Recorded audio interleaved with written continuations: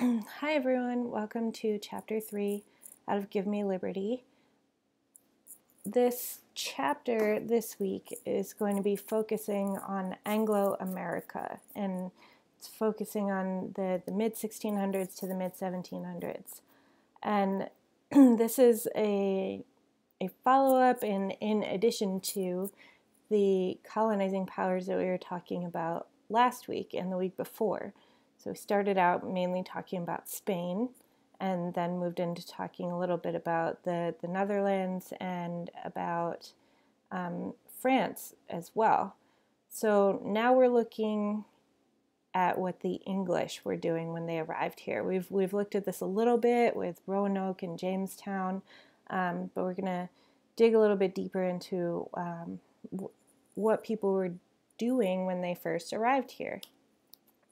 So we talked about the Pilgrims, we talked about several different settlements. These are some generalizations on what was starting to be important for the English settlers following that time frame. So they mostly focused on this concept of mercantilism. This is a system where the colonies outside of the mainland would produce for the mainland.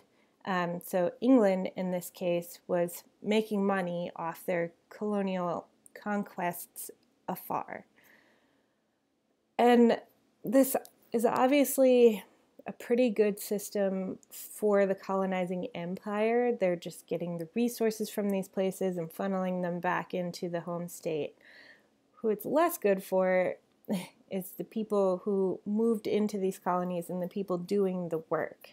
You can see in the cartoon at the bottom, here in the bottom right, you have the colonies serving up gold and silver and food and raw materials, which are whale oil, lumber, that sort of thing. And they're serving them up to the mother country, who appears to have a more corpulent figure and would have been receiving all of these items and would be living quite well. And that's England in this case. And you can see from the map on the top here, it's showing the different kinds of things that were coming out of the colonies and going to England and sort of the flow of goods. We'll talk a little bit later about the transatlantic slave network as well. So it's not as if the colonies were shipping things to England and getting nothing in return. They were getting finished goods back from Europe. They were sending the raw materials over to England and then buying the finished product back as colonists. It was usually the extremely wealthy who were able to afford these finished goods, and it was usually the not wealthy who were making these raw materials, who were gathering the raw materials and shipping them out. So some of the things that were made within the colonies without having to ship things to Europe and buying them back were things like furniture and jewelry and things made of silver. And the sugar and tobacco plantations that were within North and South America, and especially the Caribbean for sugar, they didn't have to ship that directly to Europe. So the colonists in North America were often getting these before they were sending them abroad. So they were able to make things like alcohol and ship that to a number of different places and consume it within the colonies. English expansion looks sort of small if you think about it to begin with, but they were populating the areas more densely than the French and the Spanish. The French and the Spanish, as we mentioned before, were often looking to do business ventures with people who were already living there, and they were less interested in settling England was extremely interested in settling, moving permanent families over and making them viable areas outside of the main land. So one concept that we should focus on that will keep coming up is the concept of the frontier. What is the frontier? There's this idea in a lot of popular culture within the United States that the frontier means the Old West, which would still be the to be determined West at this point that people are thinking about. But the frontier is the edge of whatever you have established. So the frontier keeps moving throughout history until they reach California. So at this point, the frontier is well ahead of the Mississippi River. It's drawn at the Appalachian Mountains, basically. And it's a natural barrier, so it's a more obvious frontier. Usually things were more drawn on natural lines, like mountain ranges or rivers or something. And after different wars, you'll see the frontier expanding further and further west. At this point in 1700, Florida was still under the control of the Spanish, and you can see there was a lot of French land as well that eventually the English would buy in the Louisiana Purchase, as you're aware. But we'll go over that a little bit later. And the reason that they wanted to keep moving towards the south was that the plantation opportunities were far greater in the south than they were in the north. There's a little joke with New England farmers that the biggest crop is rocks, and that's because it's really rocky terrain, and it's sort of hard to get this plantation feel that you're able to get in the southern United States. Also, the weather is a lot more conducive to farming year-round and farming big, huge crops like tobacco or cotton. And with this expansion of territory, you have continued poor interactions with the Native Americans. So the different tribes and bands that they were encountering as they were moving towards the south and attempting to take over these large swaths of land for the plantations, it often led to violent skirmishes between the two groups. What you also have with this expansion is religious toleration growing, and this is somewhat expanded, but still mostly in favor of Protestants. Many of the English who moved to the colonies were Protestant, and there was still kind of this there was a dislike of the Catholic religion still for many people, even though there was this idea that there would be religious freedom. What you also end up seeing at this point is this expansion of the gap between the rich and the poor. You see the wealth gap widening at this point. Those who could afford to run plantations were wildly rich compared to those who either had to work on the plantations or had their own subsistence farms.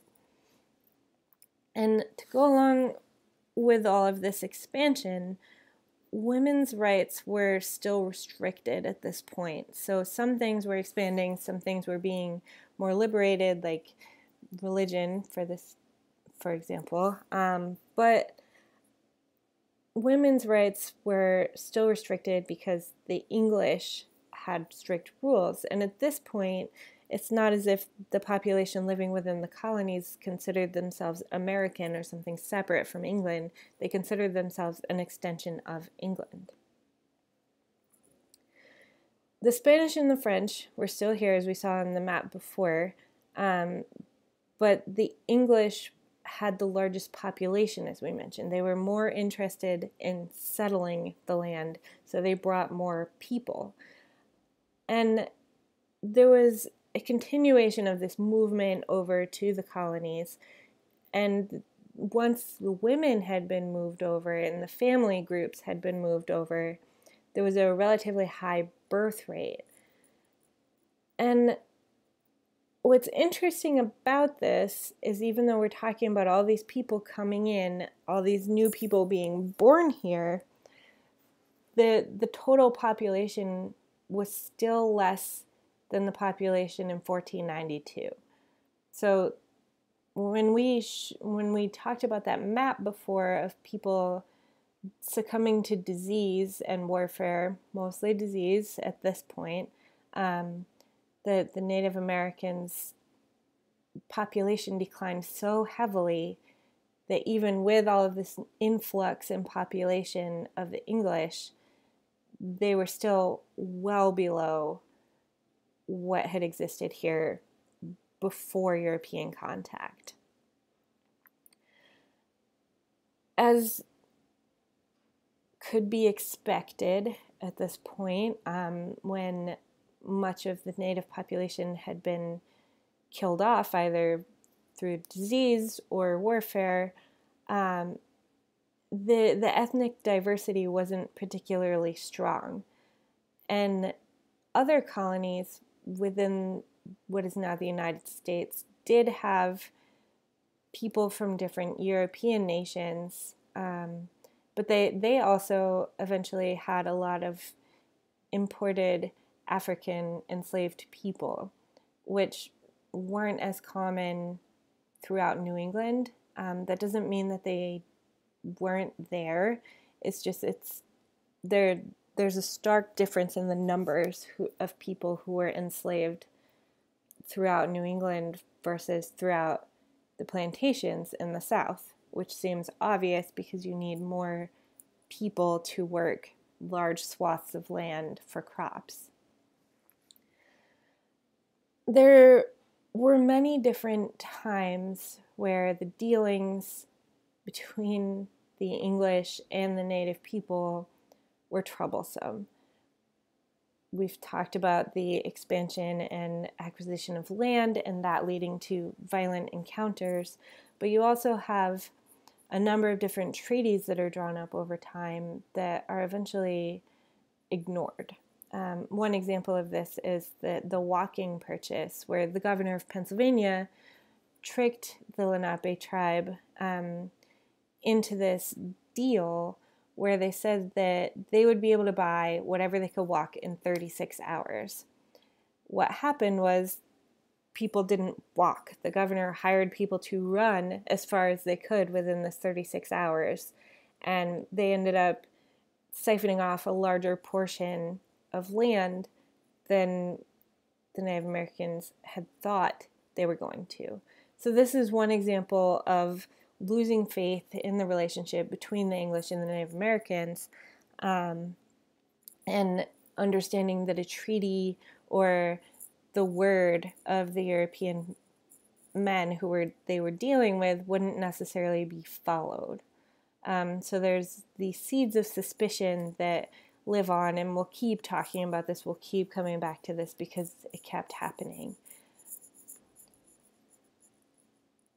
There were a number of different groups of people that they've categorized as different immigrant groups that were arriving to what is now the United States during this point. By the end of it, this time frame that we're talking about this week, you had massive population changes.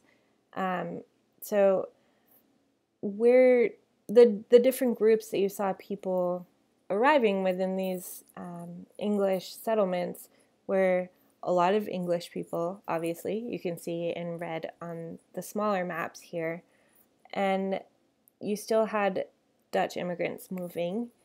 You had African enslaved people moving or being brought to what is now the United States. You often didn't have people of African descent who were moving here on their own accord. It was mostly people who were brought here to work.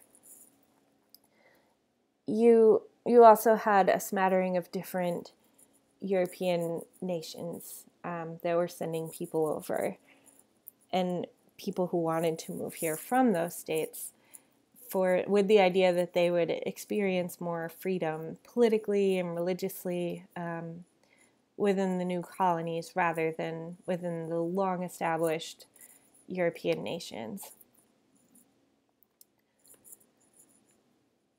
Pennsylvania is it sort of stands out. They all stand out on their own, obviously, but Pennsylvania had a hopeful beginning, but also a troubled beginning, as they all did. So William Penn was granted this land and moved forward this idea that he would create this haven for religious freedom and establish good relationships with the Native American tribes who were living around what is Philadelphia and throughout the state. A lot of the people who ended up moving to Pennsylvania were Quakers, and this was a Christian group, and still is, a Christian group with a notable focus on nonviolence. So you often could hear about throughout history people not needing to serve in war as conscientious objectors, and usually if they have a Quaker background, that was sufficient to be let out of military service that would involve violence. So this is the group of people who's moving to Pennsylvania in a large degree. And another thing that they believed in was that there would be equality among the races, equality between genders. They were going off the binary gender system at this point. And having some concern for socioeconomic status between people and having opportunities open for people to move throughout those status groups. Well, there was this expansion of religious freedom at this point. The Jews were still barred from serving within the government. So you have to look at things from a number of different perspectives here, because you do have this expansion for a lot of people, but you still have groups being left out. So it's sort of this 2 steps forward and 2 steps back thing. But you should celebrate when there was movement forward, even if it's not as far as we would like it to go. And people obviously kept building on this over time, and we're still building on it now. It's not as if things have been perfected. So that's what we'll see throughout, especially this part of the historical record, because there's a lot of hypocrisy.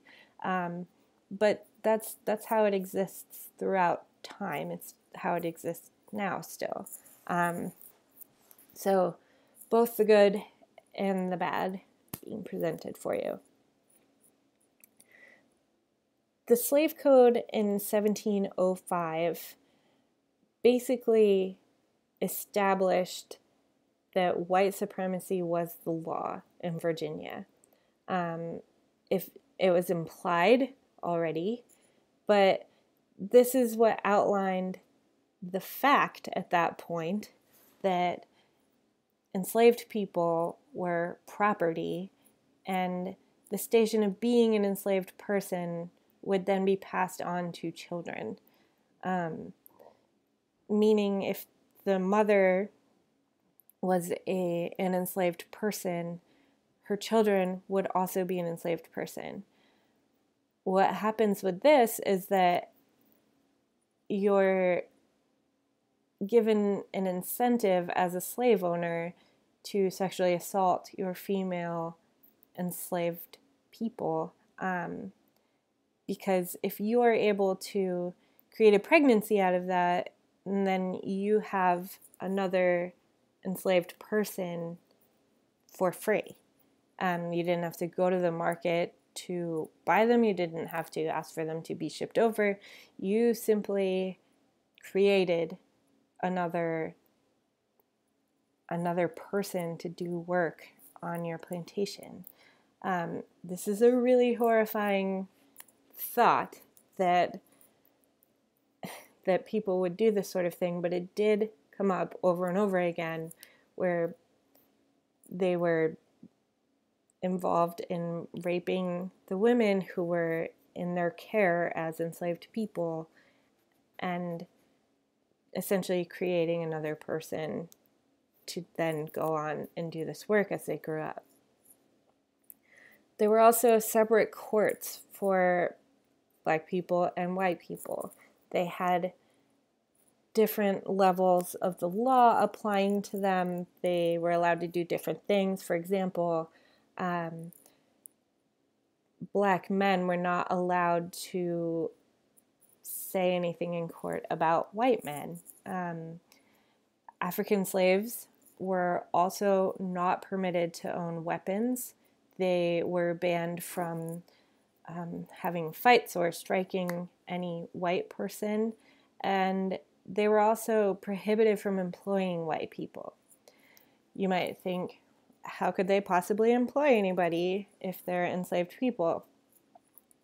Some people were eventually let out of their enslavement. This was not common, but some people were, and this left them open to being able to have their own property, have their own land, have their own farm.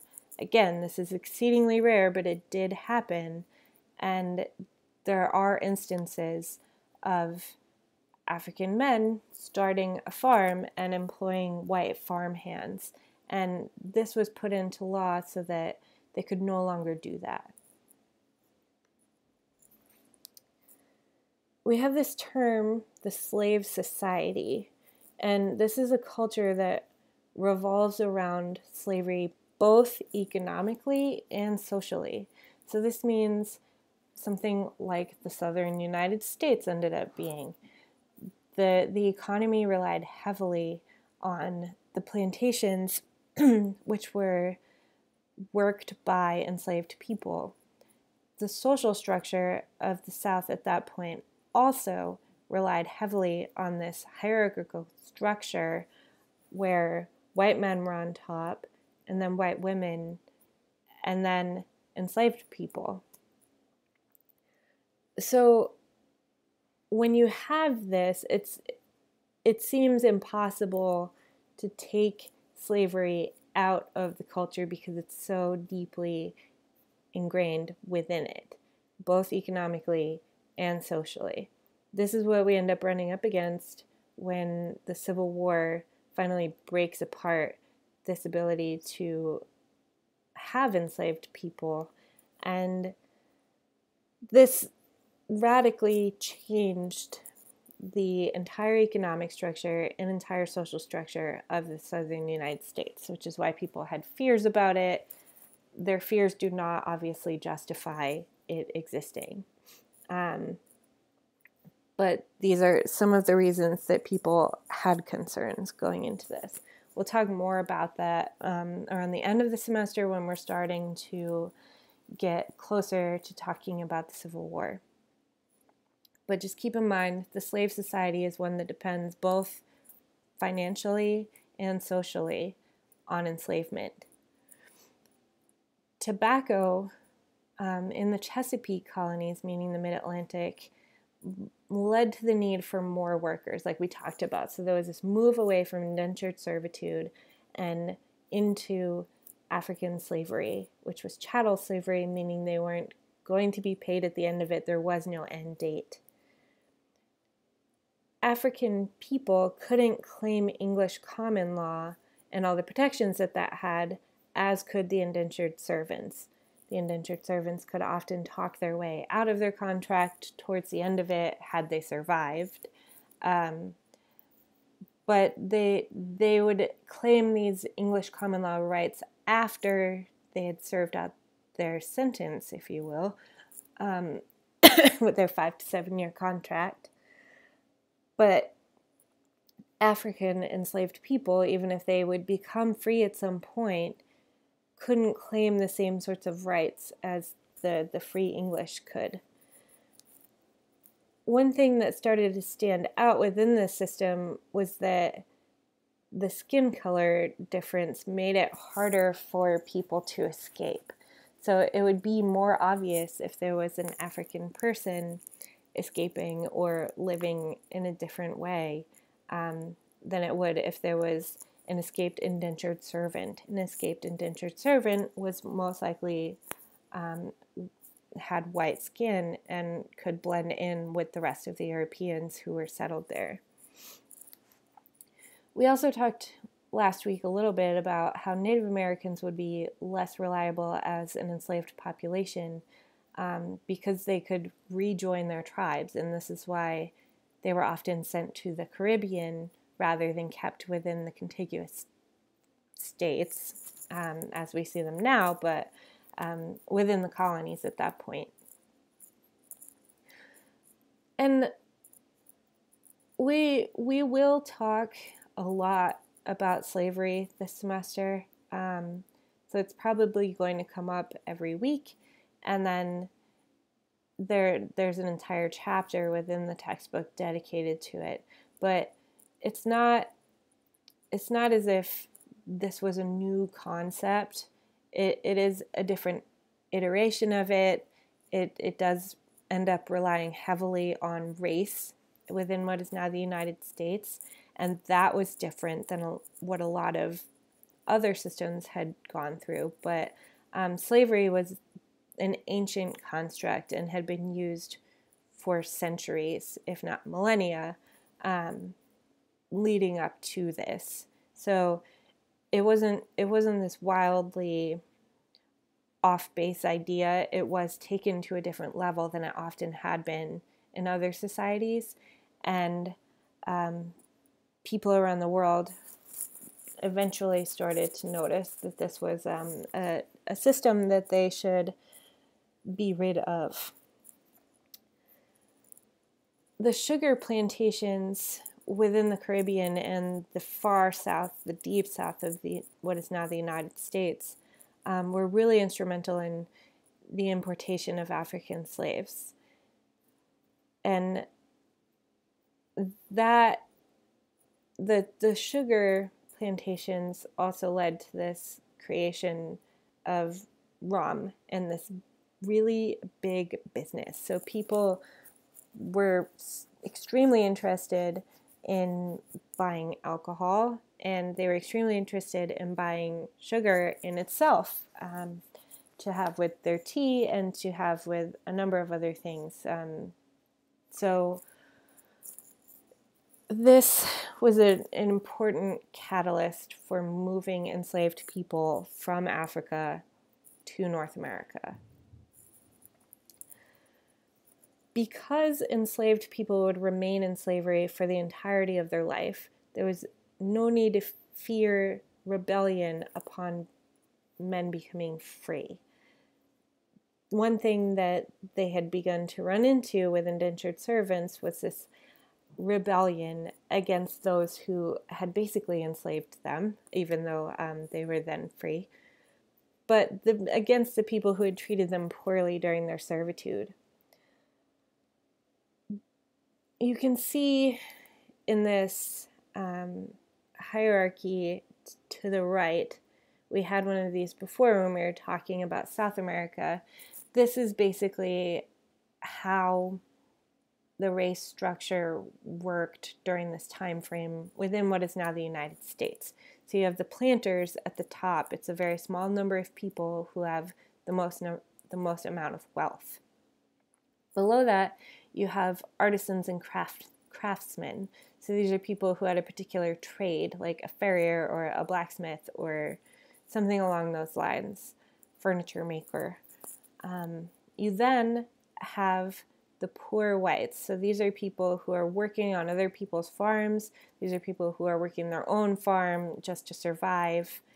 And then you have the color line. So below this color line for this hierarchy, you have people of African descent.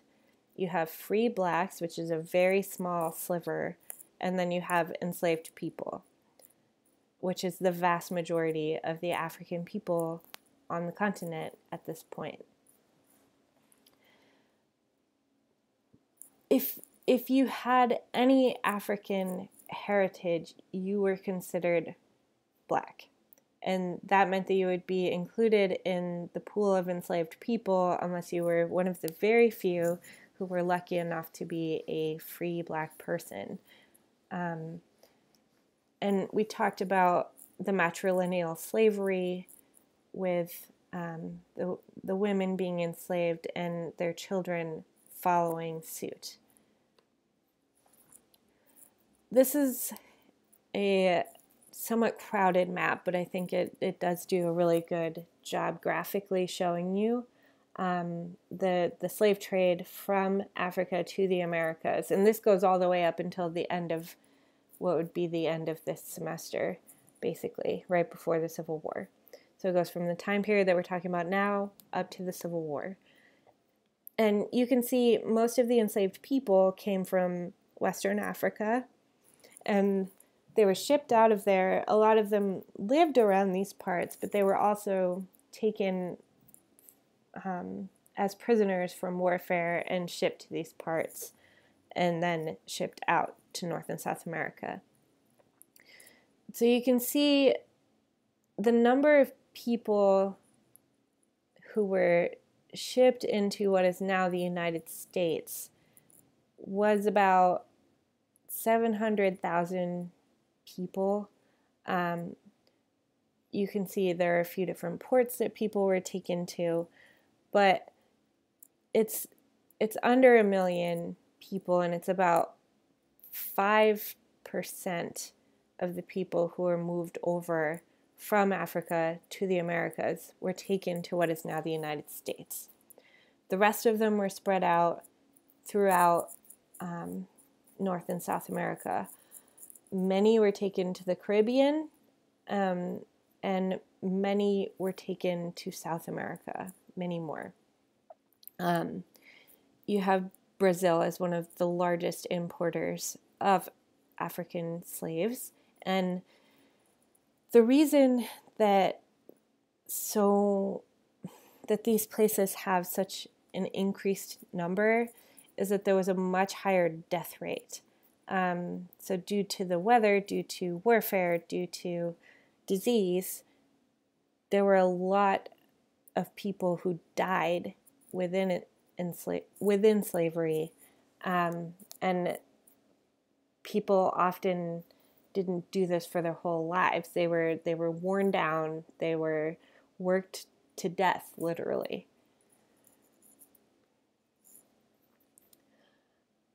While you have all of this movement around slavery happening, you also have movements within the poor whites and within the former indentured servants and current indentured servants to increase their rights and their piece of the pie. So poverty among whites grew because tobacco plantations took up a lot of the land and the workers.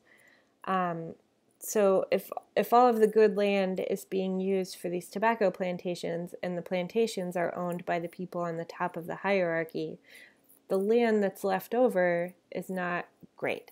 And so people end up working on these farms, these large plantations, aside the enslaved people, and they're not making hardly any money at this point, but they are making money, so they're one step above somebody else, but they're not making enough to support themselves and their families. And part of what happens at this point is that there are actual requests from the impoverished white settlers asking for Native Americans to either be removed or killed so that the poor whites could settle that land instead. at this point, the government refused to comply. That would not last. That will change. But at this point, the government said, no, we're not going to physically remove or kill the Native Americans simply for white people to move in.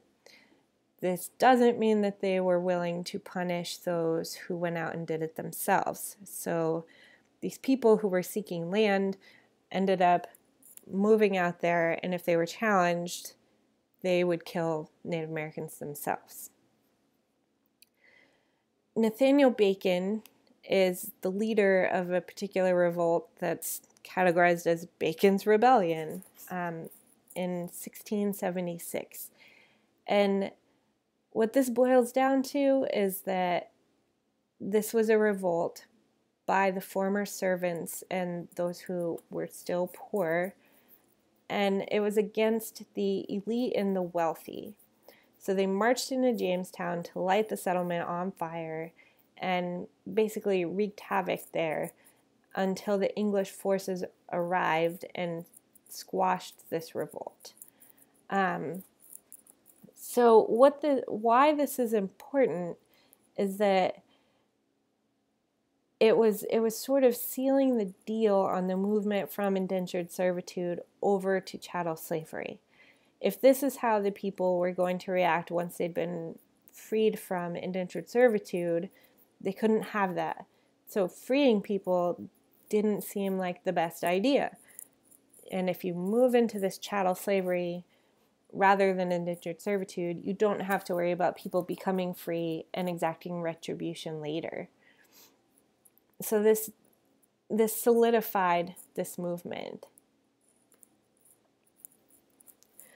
Another concept that you have during this point is the concept of witchcraft. A lot of times this has to do with gender, and it obviously has to do with religion as well. And this is often a popular topic in U.S. history classes, and it's popular with the U.S. population at large. We often make films about this, and we make television shows about this, and it's an ongoing interest for people. And the entire city of Salem has a tourist reputation and different stops, including a wax museum and things like that, to talk about the Salem witch trials. So witchcraft in general, at this point, people said that witches were women who had entered into a pact with the devil, and they had basically given up any of their virtuous nature, and they used their supernatural powers to control the lives of those around them. So whenever something would go poorly, people would blame these people who they had assumed were witches. And if crops failed, or if it was a particularly bad winter, or if someone got food poisoning, or if someone got a disease and ended up dying from it, they'd often try to find this supernatural explanation for it, that someone must have been controlling that around them and caused bad things to happen.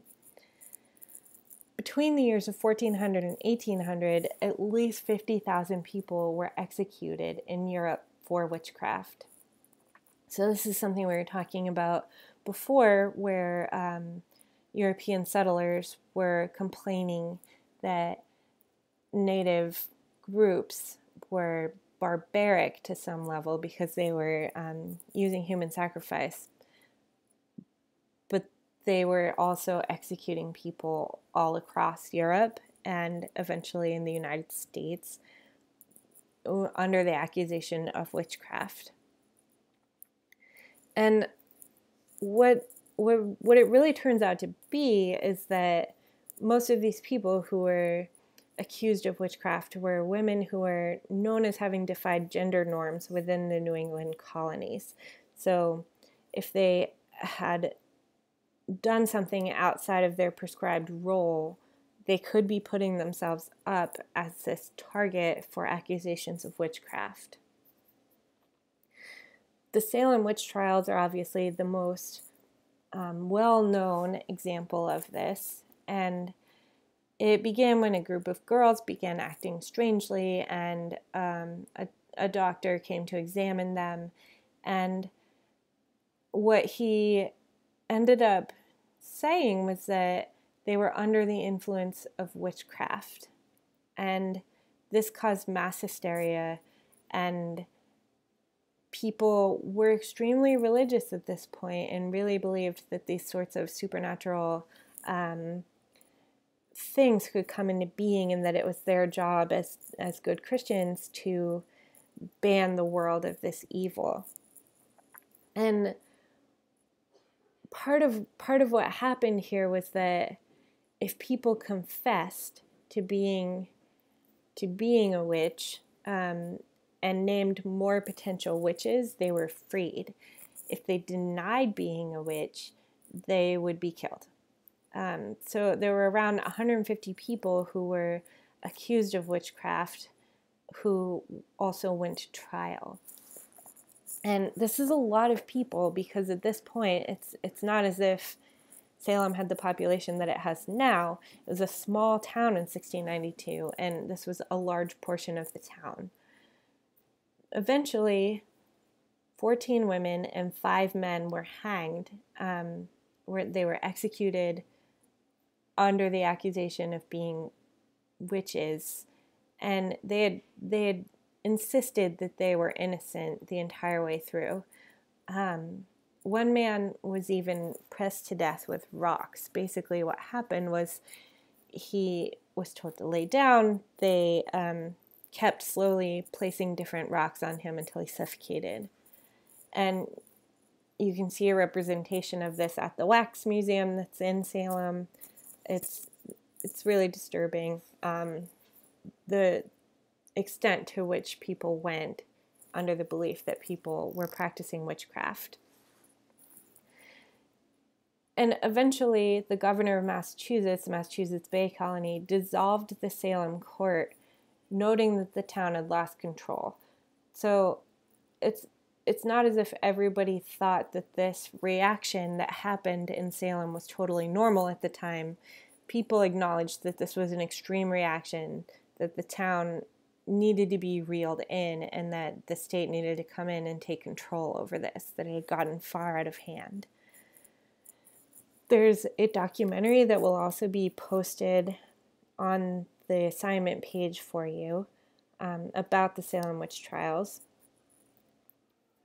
And there are obviously a number of different books that you could read about this, a number of different films you could watch about this, but I think this documentary does a pretty good job of bringing to light the historical accuracies, as well as sort of putting away the historical inaccuracies that often come up.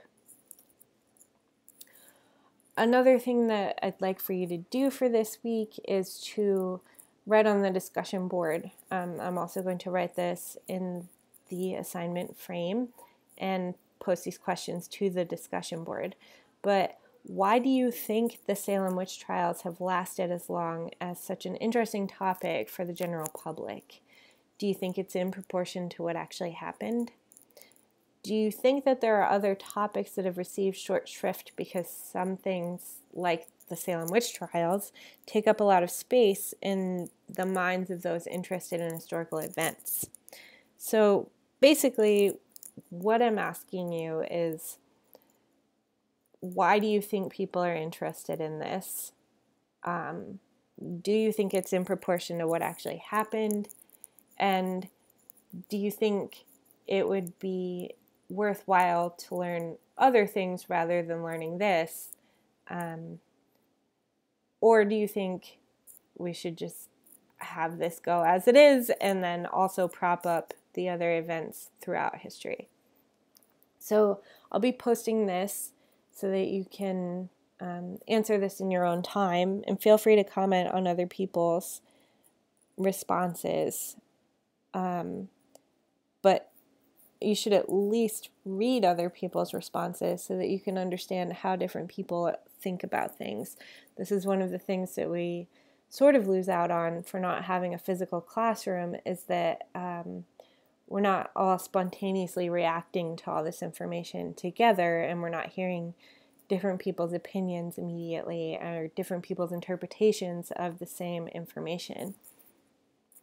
But these will be posted, and you can respond to them, and you'll respond to them by February 12th. You should also read numbers 15, 16, and 18 in Voices of Freedom. So this is the documentary book that you have, and you'll read about Nathaniel Bacon on Bacon's Rebellion. You'll read a letter by an immigrant to Pennsylvania, and you will read Memorial Against Non-English Immigration. Everybody did a really good job with the response papers that they've sent in so far. It's great to be able to hear your interpretations of these documents, and it's great to hear why you're picking these things. A lot of people have been picking particular documents because they haven't heard these voices throughout their history courses before, and this is part of what's so great about these two books, companion books, is that they're bringing out the voices of people and events that haven't necessarily been gone over in extreme detail like the Salem witch trials have been. So no response is wrong. This is asking what you actually think about this, and why you think it's an interesting topic for people. And if you personally don't think it's interesting, feel free to say that, but it does have a command over the general public.